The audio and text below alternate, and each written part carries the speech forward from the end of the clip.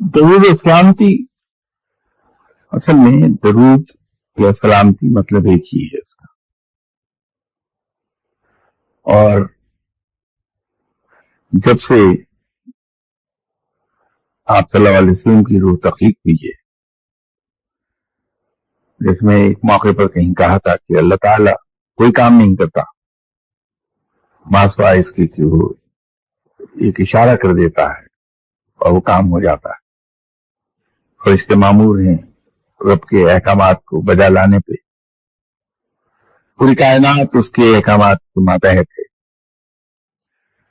اس کو صرف ایک حکم کرنا ہے، ایک لفظ کہنا ہے اور وہ کام ہو جاتا ہے۔ کوئی کام نہیں کرتا رب سوائے اس کے کہ اپنے محبوب صلی اللہ علیہ وسلم کو درود بھیجے۔ یہ ایسا کام ہے جو وہ خود کرتا ہے اور اس کے فرشتے بھی درود بھیجتے ہیں۔ تو یہ سلسلہ اس وقت سے جاری ہے جب سے آپ صلی اللہ علیہ وسلم کی روح وجود میں آئی۔